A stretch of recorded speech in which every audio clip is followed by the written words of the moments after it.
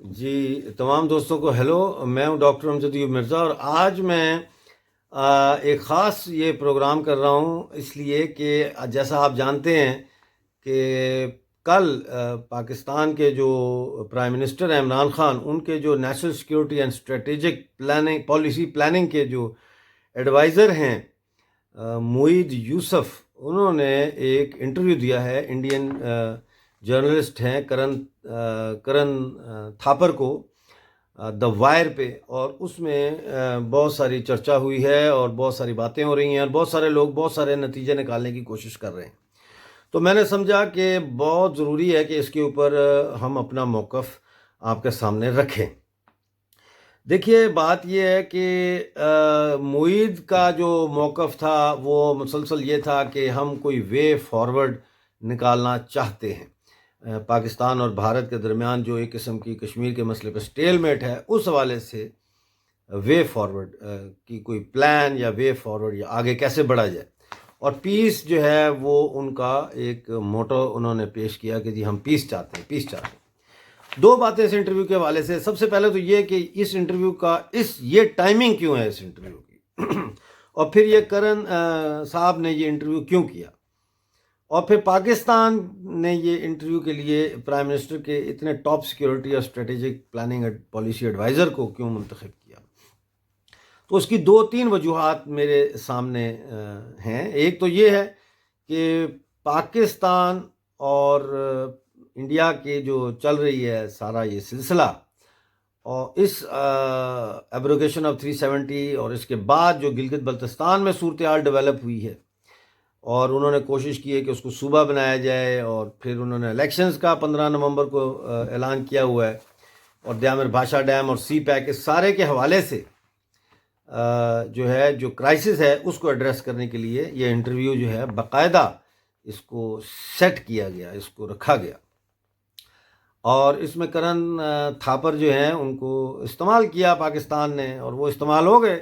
لیکن پاکستان کو کیا ضرورت پڑی کہ وہ پیس کے نام پر انڈین چینل کے اوپر آ کے اتنا ٹاپ لیول کا جو ایڈوائزر ہے پرائم منسٹر کا، وہ آ کے انٹرویو دے؟ تو اس کی وجہ جو سمجھ میں آتی ہے وہ یہ ہے کہ پاکستان ڈپلومیٹک جو فرنٹ ہے اس کے اوپر بھارت کے خلاف کسی قسم کی بھی جو ہے وہ موبلائزیشن کرنے میں بری طرح سے فیل ہوا ہے۔ یعنی ملائیشیا اور ٹرکی کے علاوہ پاکستان کو کہیں سے کوئی ڈپلومیٹک سپورٹ نہیں ملی، سو مچ سو کہ جب پاکستان نے organization of Islamic community OIC کا اجلاس بلانے کی بات کی کشمیر کے مدعے پر، تو اس وقت سعودی عربیہ نے اس کی مخالفت کی، اور سعودی عربیہ اور پاکستان کے درمیان جو تعلقات ہیں وہ بھی کشیدگی کا شکار ہو گئے، حتیٰ کہ جنرل عاصم باجوہ کو سعودی عرب کا دورہ کرنا پڑا ISI کے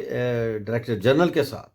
ہاں، یہ ضرور کہا جا رہا ہے کہ وہ دورہ دراصل جو پائپ لائن بند کی ہے سعودی عربیہ نے، جو کریڈٹ پائپ لائن تھی آئل کی $3.5 بلین کی، اس کو دوبارہ سے بحال کرنے کا تھا مسئلہ۔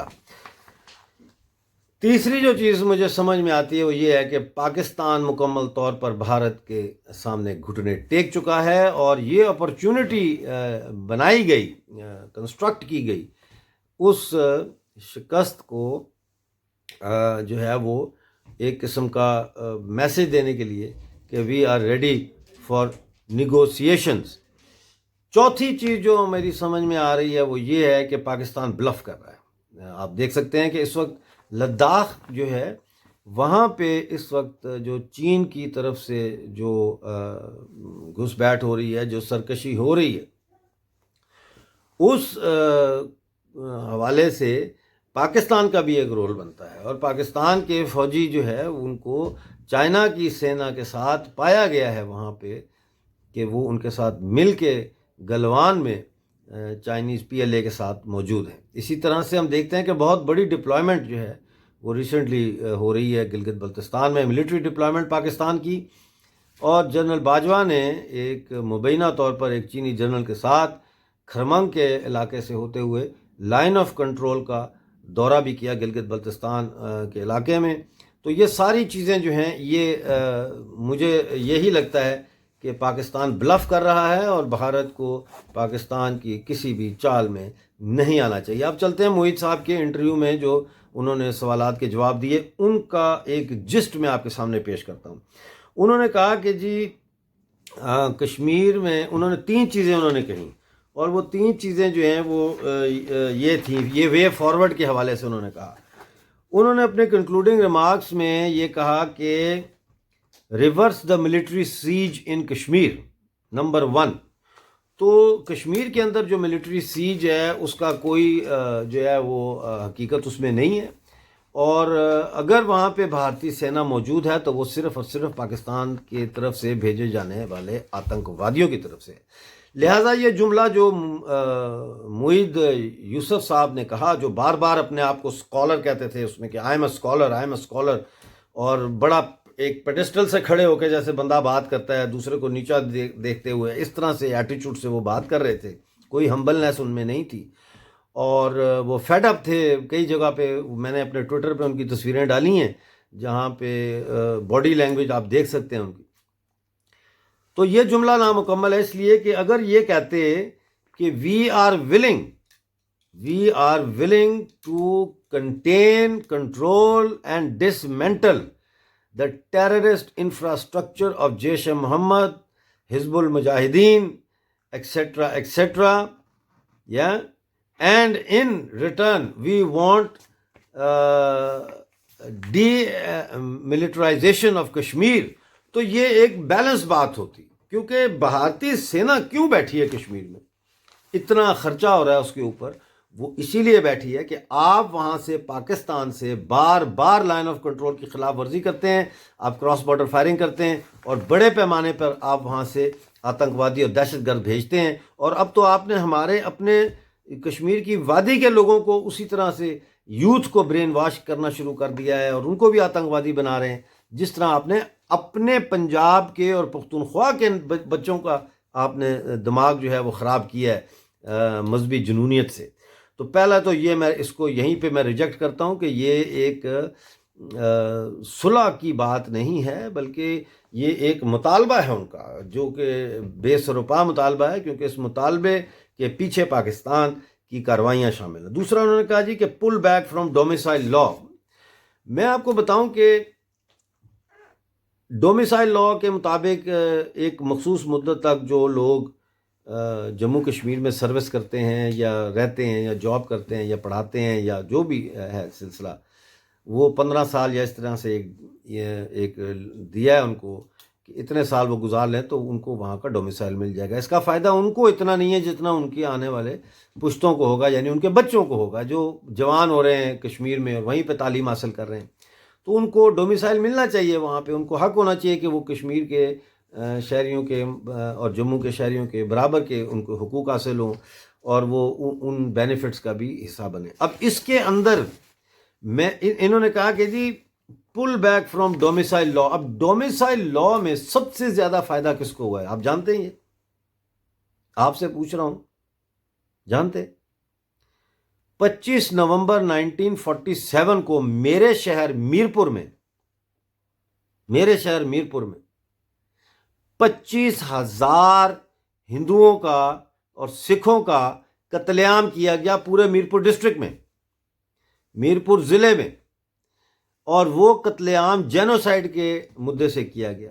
اور اس کے اندر پھر جو اس میں یہ بھی ہوا کہ پنجاب میں جو فرقہ وارانہ فساد ہو رہے تھے، کمیونل وائلنس، اس سے بھاگ کر ہندو اور سکھ جو ہے بڑی تعداد میں، وہ بھی تقریباً 20,000 بنتے ہیں، وہ جموں کشمیر آئے، اور اس میں سے بڑی تعداد جو ہے وہ میرپور اور ارد گرد کے علاقوں میں آ کر انہوں نے پناہ لی۔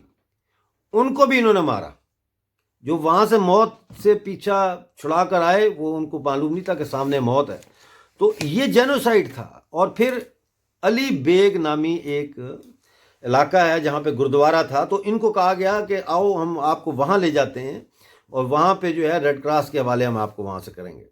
لیکن اس گردوارے کو یہ پریزن کیمپ بنا چکے تھے۔ جب پریزن کیمپ بنایا تو یہ جو لوگ وہاں گئے، یہ تقریباً 20,000 کا قافلہ وہاں گیا، تو اس میں سے 10,000 لوگوں کو جو ہے وہ راستے میں مارا گیا. 5,000 ہماری عورتوں کو اغوا کیا گیا. اور یہ صورتحال ہوئی وہاں جا کے کہ لوگوں کی سمری ایگزیکیوشنز کی گئیں گرودوارے میں باہر لے جا کے. اور ہماری 5,000 کے قریب عورتیں جو تھیں انہوں نے زہر کھا کے اجتماعی خودکشی کی اور مردوں نے بھی خودکشی کی.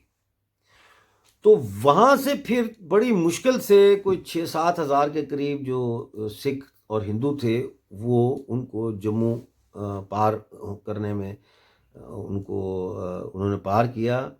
اور وہ لوگ آج تک مہاجر کی ان کی حیثیت تھی، یعنی اسٹیٹس ان کا جو تھا مہاجر کا تھا، بینیفٹس نہیں تھے ان کو فائدہ ہوا ڈومیسائل ایکٹ کا. تو آپ ذرا اپنی تاریخ دیکھیں موہت صاحب، آپ کو بڑا شوق ہے، بار بار کہتے ہیں میں ڈاکٹر ہوں، میں اسکالر ہوں. پھر انہوں نے تیسری بات یہ کی کہ اسٹاپ پرپیٹریٹنگ ٹیررزم ان پاکستان. اچھا، اس میں کلبھوشن یادیو کو وہ لے آئے. بھائی کلبھوشن یادیو جو ہے یہ کون ہے؟ ذرا سوچیں، غور کریں نا اس پہ، آپ سے کہہ رہا ہوں. کلبھوشن یادیو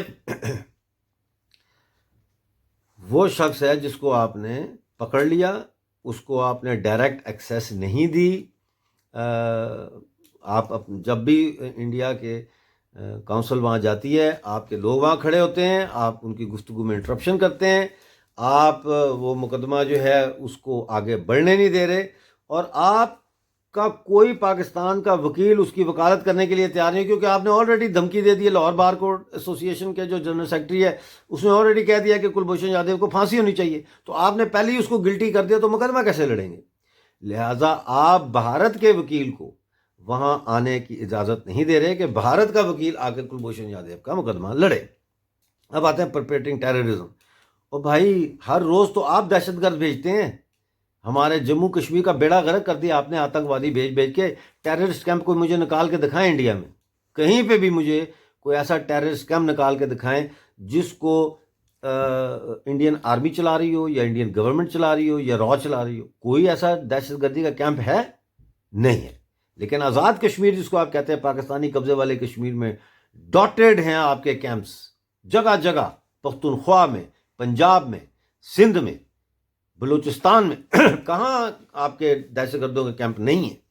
ہر مدرسہ آپ کا جو ہے وہ نرسری ہے دہشت گردوں کی. مولانا فضل الرحمان کو نظر نہیں آتا کہ اوگر مسلمانوں کے ساتھ جو چین کر رہا ہے، وہ اس لیے نظر نہیں آتا کہ ان لوگوں کو چائنا نے بلایا. چین میں جماعت اسلامی کے امیر سراج الحق کو بھی بلایا تھا، مولانا فضل الرحمان کو بھی بلایا تھا، اور ان کے ساتھ چائنا نے یہ ڈیل کی تھی کہ بھئی آپ لوگ اوئگر مسلمانوں کے بارے میں پاکستان میں کوئی مدعا نہیں اٹھائیں گے، keep your focus on Kashmir. تو یہ سارے ملے ہوئے ہیں، یہ سب چور ہیں، یہ سب بے ایمان ہیں. اور یہ ان کا ہے. بات کرتے ہیں اکنامک سیکیورٹی. اکنامک سیکیورٹی کی ہمیں ضرورت نہیں ہے انڈیا کو، اکنامک سیکیورٹی کی ضرورت آپ کو ہے. آپ کے دیش میں تو کوئی انویسٹمنٹ کرنے کے لیے نہیں آ رہا، کیونکہ آپ کی حکومت کا کوئی پتہ نہیں لگتا. عمران خان صاحب کہتے ہیں ہم نے یہاں پہ انقلاب لے آنا ہے، مرغیاں پالیں گے، انڈے نکالیں گے، وہ بیچیں گے، دیسی مرغیاں کریں گے، گائے کا جو ہے وہ سسٹم بنائیں گے، پتہ نہیں کیا کیا وہ بولتا رہتا ہے. اسی طرح سے انہوں نے کہا کہ پاکستان یار ویسے نا ڈھیٹ جو ہے نا، انسان جب ڈھیٹ ہو جائے نا اس کا کوئی علاج نہیں. موہت یوسف کہتا ہے کہ Pakistan wants to provide economic basis to the world, come and invest. او بھائی اکنامک بیس پہلے تم اپنی اسمال انڈسٹری کو تو کھڑا کرو، پہلے تم اپنی جو میڈل انڈسٹری ہے وہ تو کھڑا کرو. ایک ٹریکٹر تم بنا نہیں سکتے اور چلے ہو زرعی انقلاب لانے کے لیے، ایک سوئی تم بنا نہیں سکتے اور چلے ہو صنعتی انقلاب لانے کے لیے. تو یہ جو ہے یہ اکنامک بیس جو دنیا کو دے رہا ہے اور آگے بھی دے گا وہ بھارت ہے، پاکستان نہیں ہے. پھر ریجنل پیس کی بات کی تو مجھے ہنسی آ گئی کہ اس نے کہا کہ ہم ریجنل پیس چاہتے ہیں. بھائی ریجنل پیس کو توڑا کس نے؟ 22 اکتوبر 1947 کو جموں کشمیر کی ریاست پر ان پرووکڈ اٹیک کس نے کیا؟ تم نے کیا موہت یوسف، تمہاری فوج نے کیا. تم نے قبائلیوں کو ساتھ لائے. اور میں آپ کو بتاؤں بارہ کی آبادی 14,000 تھی. جب وہاں انڈیا کی آرمی پہنچی ہے اور اس نے پاکستانی قبائلیوں اور پاکستان آرمی کو پیچھے کیا ہے ان کو مارا ہے، وہاں سے نکالا ہے، تو آپ جانتے ہیں بارہ مولہ کی آبادی کتنی رہ گئی تھی آؤٹ آف 14,000؟ 3,000 11,000 لوگوں کا انہوں نے قتل عام کیا، ہندوؤں کا، سکھوں کا، اور جو مسلمان آگے آئے ہندوؤں اور سکھوں کا دفاع کرنے کے لیے ان کا بھی قتل عام کیا، عورتیں اٹھا کے لے گئے وہاں سے۔ تو پیس تو آپ نے ڈسٹروائے کیا ہے، آپ پر آئی سی جے آپ کہتے ہیں نا بار بار، انٹرنیشنل کورٹ آف جسٹس، آپ کو میں یہ آپ کے ساتھ آج یہ وعدہ کرتا ہوں کہ میں پورا زور لگا دوں گا اور آپ کو انٹرنیشنل کورٹ آف جسٹس میں پاکستان آرمی کو لا کر میں کٹہرے میں کھڑا کروں گا، کیونکہ میرے لوگوں کو تم نے مارا ہے محیط یوسف، تمہاری آرمی نے میرے لوگوں کو مارا ہے۔ بہرحال میں بہت زیادہ یہاں پہ میلو ڈرامیٹک نہیں ہونا چاہتا، اور میں سمجھتا ہوں کہ بہت ساری چیزیں ہیں، وہ اب میں کچھ چیزیں جو ہیں میں اپنے نیکسٹ آرٹیکل میں بھی لکھوں گا، اس لیے آپ لوگ میرا وہ آرٹیکل بھی دیکھ سکتے ہیں، اس کو میں اپنے سوشل میڈیا جو ہے اس پہ شیئر کروں گا، فیس بک پہ، ٹویٹر پہ وغیرہ وغیرہ۔ دوستو بہت بہت شکریہ آپ کا، پاکستان کے دھوکے میں ہمیں نہیں آنا۔ اور یہ انٹرویو جو ہے یہ سیٹ انٹرویو تھا۔ کرن تھاپر صاحب، آپ نے پاکستان کو موقع تو دیا اپنا موقف رکھنے کے لیے، لیکن پاکستان جو ہے وہ اسی طرح کتے کی دم کی طرح ابھی بھی ٹیڑھی ہے، اور یہ کبھی سیدھی نہیں ہوگی۔ 100 سال بھی کتے کی دم کو لوہے کے پائپ میں رکھو نا، تو جب پائپ اتارو تو وہ پھر بھی ٹیڑھی کی ٹیڑھی رہتی۔ اس کا یہ مطلب نہیں کہ میں کتوں سے نفرت کرتا ہوں، اس کا مطلب یہ ہے کہ جو چیز اس قدر بگڑ جائے کہ اس کے ڈی این اے میں دہشت گردی، اس کے ڈی این اے میں قتل و غارت گردی، اس کے ڈی این اے میں بغض، دھوکہ، عیاری اور کمینگی ہو، اس سے اچھے کی توقع نہیں کی جا سکتی۔ آپ سب کا بہت بہت شکریہ۔